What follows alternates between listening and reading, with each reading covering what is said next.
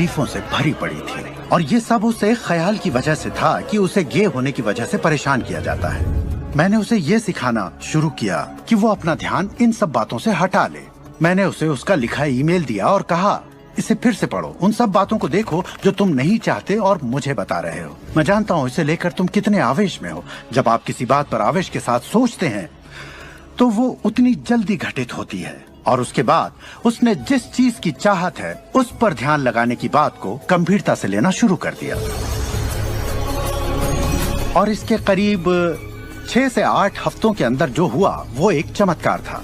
उसने कहा कि वो सभी लोग जो उसे परेशान किया करते थे वो या तो किसी दूसरे डिपार्टमेंट में ट्रांसफर कर दिए गए या उसे उसके हाल पर छोड़ने लगे और अब उसे अपनी नौकरी भाने लगी। उसने पाया कि जब वो सड़क पर चलता तो किसी ने उसे परेशान करने की कोशिश नहीं की। वो लोग जैसे गायब हो गए।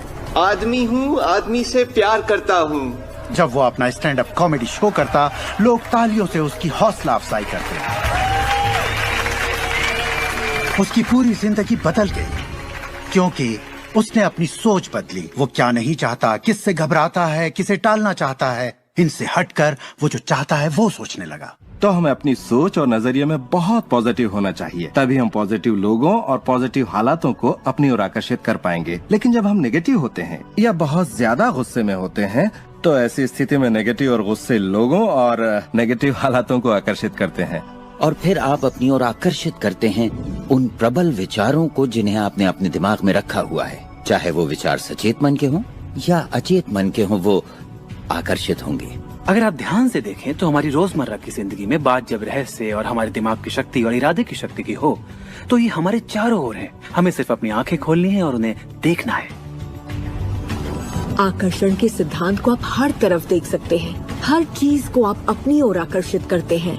लोग, नौकरी, हालात, सेहत, दौलत, कर्ज, खुशी, वो कार जिसे आप चलाते हैं, वो सोसाइटी जिसमें आप रहते हैं, चुंबक की तरह उन सबको आपने अपनी ओर आकर्षित किया है। आपकी जिंदगी आपके दिमाग में चल रहे विचारों का एक ठोस स्वरूप है। मैं इस नजरिए से ये बात नहीं कर रहा कि ये खुशनुमा ख्याल या कोई ख्याली पागलपन है या दिमागी खलल है।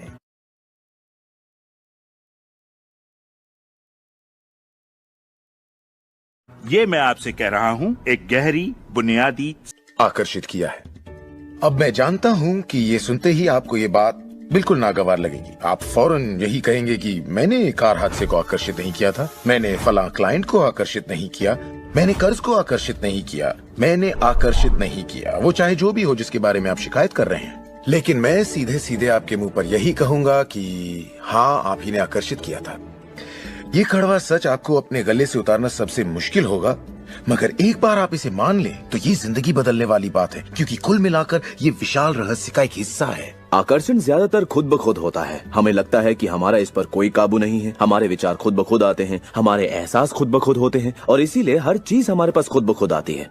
अगर आप ये पहली बार सुन रहे हैं तो आप कहेंगे, ओ तो अब मुझे अपने विचारों पर नजर रखनी होगी, ये तो बड़ा मुश्किल है।